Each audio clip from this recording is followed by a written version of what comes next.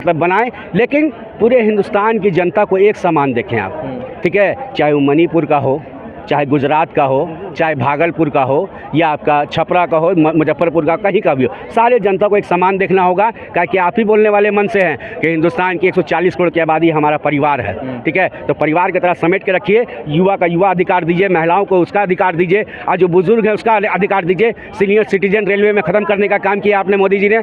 क्यों किया? पेंशन बंद किया। क्यों किया? आप 3 बार मुख्यमंत्री रहे गुजरात के, 2 बार बन गया PM, तो 3 2 5 बार का पेंशन उठाइएगा। और जो अपना जान कुर्बान करता है बॉर्डर पर, उसका पेंशन आप खत्म कर दिए। कि क्या कर दिए मोदी जी, बताइए ये क्या किए? इसी का परिणाम आपको मिला है। आप 400 पार का नारा लगाते थे, 200 भी पार नहीं हो पाया, उसी में समेट गए आप।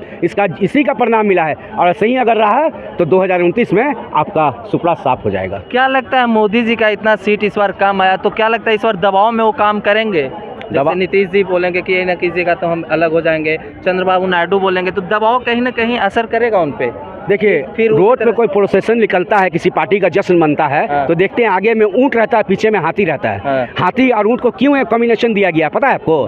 कि हाथी अगर पगलाता है ना, तो ऊंट दांती काट कर उसको सही कर देता है। तो 2 ऊंट उनके साथ में है, अगल और बगल। कौन? नीतीश कुमार और नायडू बाबू, ठीक है। जहाँ हाथी पगलाएगा दांती काट लिया जाएगा कि देखो ये गलत हो रहा है, ठीक है, तो समझ जाएंगे वो, ठीक है। अब मनमाना नहीं चलेगा। कहीं ना कहीं बिहार के हाथ में कंट्रोल है पूरे केंद्र पे। यही मौका है नीतीश कुमार जी को, ठीक है। किंग मेकर के नाम पे उभरे हैं, यही मौका है कि बिहार के बारे में सोच लिए नीतीश बाबू। क्या कि आने वाले साल भर में फिर 2025 का चुनाव है, ठीक है। यही मौका है कि आप बिहार के बारे में नहीं सोचिएगा। सबसे पहले जो 2014 से जो आप एक मामला को अटका के रखे हैं, उसको क्लियर कर दीजिए, विशेष राज्य का दर्जा। अच्छा, ठीक है, विशेष राज्य का दर्जा क्लियर कर दिए। हम विशेष राज्य का दर्जा आएगा तो बिहार में फैक्ट्री इंडस्ट्री ऑटोमेटिक आ जाएगा। नीतीश कुमार जी एक ट्वीट करते थे कि जब हम मांग कर रहे थे उस टाइम हमें कुछ नहीं दिया जा रहा था, और अब हमें बोला जा रहा है, प्रलोभन दिया जा रहा है कि उप प्रधानमंत्री, अब उसके बाद प्रधानमंत्री बना दिया जाएगा।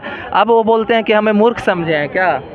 देखिए, ये उनका राजनीति करने का, हम बता रहे हैं कि उनका राजनीति बिहार के सुप्रीमो लालू प्रसाद यादव नहीं समझ पाए। अच्छा। तो मोदी जी समझ जाएंगे। लालू यादव नहीं समझ पाए उनका। अच्छा। वो भी नहीं समझ पाए कि कौन सा राजनीति करता है। अच्छा। ठीक है, लालू यादव जो बिहार में सुप्रीमो राजनीति में माना जाता है, जिसने बिहार में राजनीति पैदा किया है, ठीक है, जो राजनीति बिहार के बदलने का काम किया है, ठीक है। रातों रात कभी पलटी मार के, जैसे सुप्रीमो लालू प्रसाद यादव जेल जाते हैं, कभी इतिहास में आपने नहीं सुना होगा कि रातें रात एक महिला मुख्यमंत्री बन गई।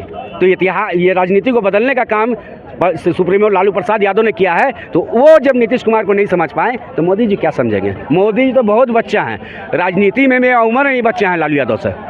खुफिया एजेंसी से पता लगा है कि बिहार को लगभग 6 मंत्रालय मिलने वाला है। अभी तो 8 सुन रहे थे। हाँ। 2 और बढ़ गया है। 2 हाँ। बढ़ गया। देखिए, जितना मंत्रालय मिले बिहार के हित के लिए काम करें। हम बिहारी हैं। हाँ। और ये जानते हैं कि बिहारी में वो ताकत है। हाँ। कि ज़मीन को चीर के अनाज पैदा कर सकता है। हाँ। और बिहार अगर बिहारी में रह गया, हाँ, तो बाहर के जितने भी इंडस्ट्री या फैक्ट्री है ना, अच्छे फैक्ट्रियों में ताला लग जाएगा, अच्छा फैक्ट्री बंद हो जाएगा। जीतन राम मांझी जी 1 सीट लाते हैं और उन्हें लगता है कि मंत्रालय आज मिलेगी, ऐसा लगता है आपको?